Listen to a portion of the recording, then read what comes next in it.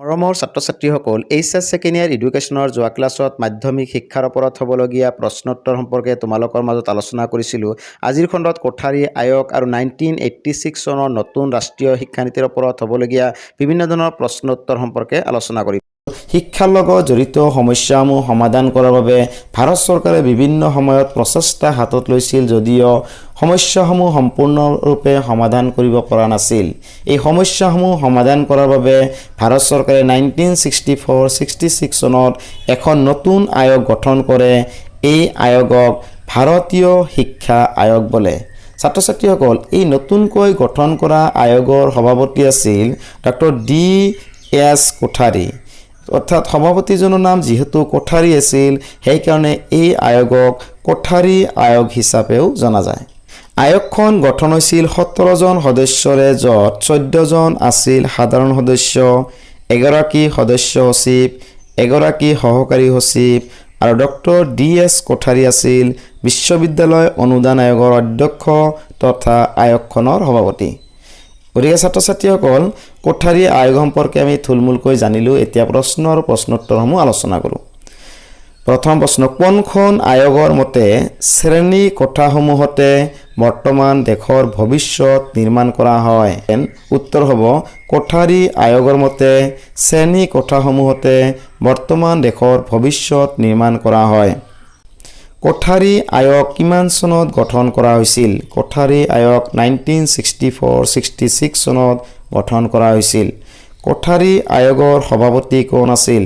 কোঠাৰী আয়োগৰ সভাপতি আছিল ডক্টৰ D.S. কোঠাৰী।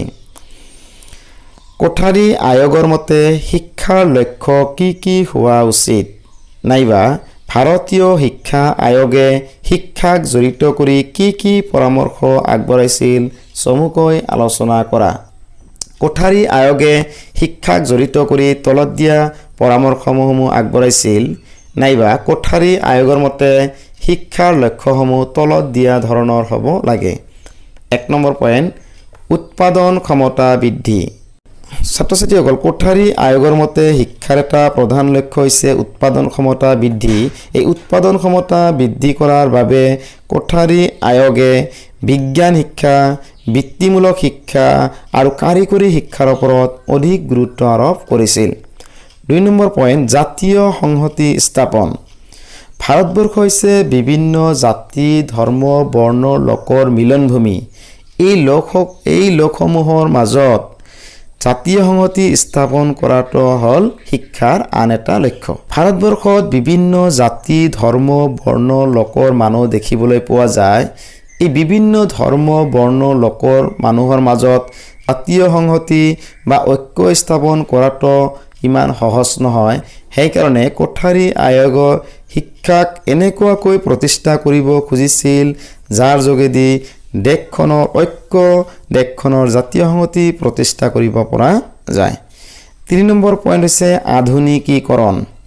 শিক্ষাৰ আধুনিকীকৰণৰ দ্বাৰাই সমাজৰ প্ৰগতি সাধন কৰিব পৰা যায়।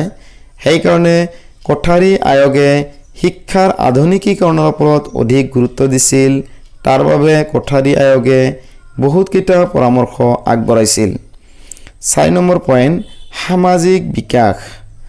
সামাজিক বিকাশ সাধন কৰাটো হ'ল কোঠাৰী আয়োগৰ মতে শিক্ষাৰ আন এটা লক্ষ্য।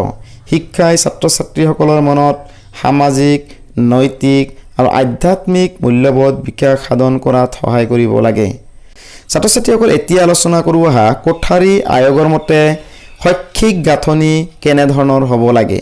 নাইবা সাধাৰণ শিক্ষাক কোঠাৰী আয়োগে কি কি ভাগত ভাগ কৰিছিল? চমুকৈ লিখা। ছাত্ৰ-ছাত্ৰীসকল, কোঠাৰী আয়োগে শিক্ষাক আমূল পৰিৱৰ্তন সাধন কৰাৰ বাবে শিক্ষাৰ গাঁথনি সম্পূৰ্ণৰূপে পৰিৱৰ্তন সাধন কৰিছিল। এই শিক্ষাক সাধাৰণতে আমি 3টা পৰ্যায়ত ভাগ কৰিব পাৰোঁ। প্ৰথম পৰ্যায়, দ্বিতীয় পৰ্যায় আৰু তৃতীয় পৰ্যায়। প্ৰথম পৰ্যায় প্ৰাক-প্ৰাথমিক আৰু মাধ্যমিক শিক্ষা, দ্বিতীয় পৰ্যায় উচ্চ আৰু উচ্চতৰ মাধ্যমিক শিক্ষা, তৃতীয় পৰ্যায় পূৰ্ব স্নাতক, স্নাতকোত্তৰ আৰু গৱেষণামূলক শিক্ষা। 10+2+3 সূত্ৰটো কোনে উদ্ভাৱন কৰিছিল? তেনে লিখিবা, কোঠাৰী আয়োগে 10+2+3 নতুন গাঁথনিৰ পৰামৰ্শ দিছিল। ছাত্ৰীসকল, মাধ্যমিক শিক্ষাৰ বৃত্তিকৰণ বুলিলে কি বুজা? বা শিক্ষাৰ বৃত্তিমুখীকৰণ বুলিলে কি বুজা? গতানুগতিক শিক্ষাই যিহেতু ছাত্ৰ ছাত্ৰীসকলৰ মনৰ বা জীৱনৰ চাহিদা পূৰণ কৰিব নোৱাৰে, সেইকাৰণে আয়োগে শিক্ষাক বৃত্তিমুখীকৰণ কৰাৰ ওপৰত অধিক গুৰুত্ব আৰোপ কৰিছিল। শিক্ষাক বৃত্তিমুখীকৰণ কৰাৰ বাবে বিভিন্ন আয়োগে বিভিন্ন পৰামৰ্শ আগবঢ়াইছিল। কোঠাৰী আয়োগেও পৰামৰ্শ আগবঢ়াইছিল। কোঠাৰী আয়োগে শিক্ষাক বৃত্তিমুখীকৰণ কৰাৰ বাবে পাঠ্যক্ৰমৰ ব্যাপক সংস্কাৰ সাধন কৰিব বিচাৰিছিল আৰু সেই উদ্দেশ্য আগত ৰাখি কৃষি বিজ্ঞান, ইঞ্জিনিয়াৰিং, পলিটেকনিক্স, বাণিজ্য, প্ৰশাসন, স্বাস্থ্য আদি বিভিন্ন বিষয় পাঠ্যক্ৰমত অনাৰ ব্যৱস্থা কৰিছিল, যাতে ছাত্ৰ ছাত্ৰীসকলে এনে শিক্ষাৰে শিক্ষিত হৈ জীৱনত উপযুক্ত কৰ্মসংস্থান বিচাৰি পায়। বিশেষ পৰিস্থিতি বা সমাজ ব্যৱস্থা সদায় একে নাথাকে। সমাজ ব্যৱস্থা সদায় পৰিৱৰ্তন হৈ গৈ থাকে। এই পৰিৱৰ্তনশীল সমাজ ব্যৱস্থাৰ সৈতে মোকাবিলা কৰিবৰ বাবে ভাৰত চৰকাৰে 1986 চনত এক নতুন শিক্ষানীতি গ্ৰহণ কৰে। এই নতুন শিক্ষানীতিক ৰাষ্ট্ৰীয় শিক্ষানীতি 1986 নামেৰে জনা যায়। গতিকে ছাত্ৰ ছাত্ৰীসকল আমি কি গম পালোঁ? আমি গম পালোঁ যে সমাজ ব্যৱস্থা যিহেতু পৰিৱৰ্তনশীল, গতিকে শিক্ষা ব্যৱস্থাটো পৰিৱৰ্তনশীল হ'ব লাগে। অৰ্থাৎ একে শিক্ষা ব্যৱস্থাই আমাৰ সামাজিক পৰিৱৰ্তন সাধন কৰিব নোৱাৰে। সেইকাৰণে শিক্ষা ব্যৱস্থাক মাজে মাজে আমূল পৰিৱৰ্তন সাধন কৰিব লাগে। শিক্ষা ব্যৱস্থাৰ পৰিৱৰ্তন সাধন কৰাৰ বাবে ভাৰত চৰকাৰে 1986 চনত এটা নতুন শিক্ষানীতি ঘোষণা কৰিছিল। এয়াই আছিল ৰাষ্ট্ৰীয় শিক্ষানীতি 1986। 1986 চনৰ ৰাষ্ট্ৰীয় শিক্ষানীতিৰ মূল দিশসমূহ চমুকৈ আলোচনা কৰা, নাইবা 1986 চনৰ ৰাষ্ট্ৰীয় শিক্ষানীতিৰ যোগেদি শিক্ষা খণ্ডত কি কি ব্যৱস্থা গ্ৰহণ কৰিছিল চমুকৈ লিখা, নাইবা শিক্ষাৰ লগত জড়িত কৰি নতুন শিক্ষানীতিয়ে কি কি প্ৰস্তাৱ গ্ৰহণ কৰিছিল চমুকৈ আলোচনা কৰা। ছাত্ৰ ছাত্ৰীসকল প্ৰশ্ন যিয়েই নহওক, উত্তৰসমূহ তুমি নিজৰ ভাষা লিখাৰ বাবে চেষ্টা কৰিবা। যে 1986 চনত ভাৰত চৰকাৰে নতুন শিক্ষানীতি প্ৰৱৰ্তন কৰে। এই নতুন শিক্ষানীতিয়ে তলত দিয়া ব্যৱস্থাসমূহ গ্ৰহণ কৰে। 1 নম্বৰ, স্ত্ৰী শিক্ষাৰ বিকাশ। ৰাষ্ট্ৰীয় শিক্ষানীতিয়ে স্ত্ৰী শিক্ষাৰ বিকাশ আৰু প্ৰগতিৰ ওপৰত আৰু প্ৰাপ্তবয়স্ক শিক্ষাৰ ওপৰত অধিক গুৰুত্ব আৰোপ কৰিছিল। ছাত্ৰ ছাত্ৰীসকল শিক্ষাৰ ক্ষেত্ৰত দেখা দিয়া বৈষম্যসমূহ দূৰ কৰাৰ বাবে ৰাষ্ট্ৰীয় শিক্ষানীতিয়ে স্ত্ৰী শিক্ষাৰ বিকাশৰ ওপৰত, প্ৰাপ্তবয়স্ক শিক্ষাৰ ওপৰত অধিক গুৰুত্ব আৰোপ কৰিছিল। অনুসূচিত লোকৰ বাবে শিক্ষা। অনুসূচিত লোকসকলে যাতে সমানে শিক্ষাৰ সা সুবিধা পাব পাৰে তাৰ বাবে বিশেষ গুৰুত্ব আৰোপ কৰিছিল। ছাত্ৰ ছাত্ৰীসকল, সমাজত কিছুমান লোক আছে পিছপৰা লোক। এই পিছপৰা লোকসকল যাতে শিক্ষাৰ ক্ষেত্ৰত সমানে আগবাঢ়িব পাৰে তাৰ বাবেও ৰাষ্ট্ৰীয় শিক্ষানীতিয়ে ব্যৱস্থা গ্ৰহণ কৰিছিল। বাধাগ্ৰস্ত লোকসকলৰ শিক্ষাৰ সুবিধা। দৈহিক আৰু মানসিকভাৱে বাধাগ্ৰস্ত লোকসকলে যাতে সমানে শিক্ষাৰ সা সুবিধা পাব পাৰে তাৰ বাবে গুৰুত্ব আৰোপ কৰিছিল। প্ৰাথমিক শিক্ষাৰ উন্নতি। 1986 চনৰ শিক্ষানীতিয়ে প্ৰাথমিক শিক্ষাৰ উন্নতিৰ ওপৰত গুৰুত্ব আৰোপ কৰিছিল আৰু সেই মৰ্মে বিভিন্ন ধৰণৰ প্ৰস্তাৱ আগবঢ়াইছিল। মাধ্যমিক শিক্ষাৰ উন্নতি। নতুন শিক্ষানীতিয়ে মাধ্যমিক স্তৰত বৃত্তিমূলক শিক্ষাৰ সম্প্ৰসাৰণত গুৰুত্ব দিয়াৰ ওপৰত গুৰুত্ব দিছিল। বিশেষকৈ ৰাষ্ট্ৰীয় শিক্ষানীতিয়ে গ্ৰাম্য অঞ্চলৰ বিকাশৰ বাবে নৱোদয় বিদ্যালয় স্থাপন কৰাত প্ৰাধান্যতা দিছিল।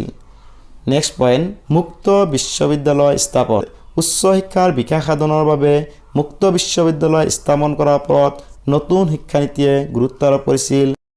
ওপৰৰ আলোচনাৰ পৰা ক'ব পাৰি যে ৰাষ্ট্ৰীয় শিক্ষা নীতিয়ে জাতি, ধৰ্ম, বৰ্ণ নিৰ্বিশেষে সকলো লোকৰ বাবে শিক্ষা গ্ৰহণৰ সুবিধা প্ৰদান কৰিছিল।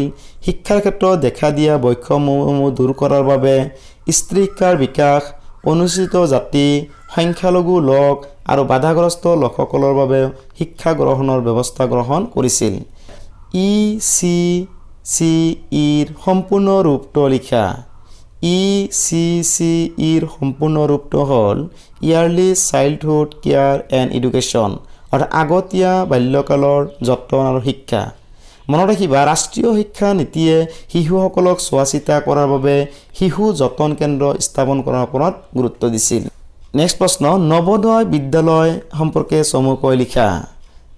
তেনে উত্তৰ লিখিবা। 1986 চনৰ ৰাষ্ট্ৰীয় শিক্ষানীতিয়ে দেশৰ বিভিন্ন স্থানত নৱোদয় বিদ্যালয় স্থাপন কৰাৰ প্ৰস্তাৱ গ্ৰহণ কৰিছিল। সময় সাপেক্ষে দেশৰ বিভিন্ন স্থানত নৱোদয় বিদ্যালয় স্থাপনৰ ব্যৱস্থা কৰা হ'ব।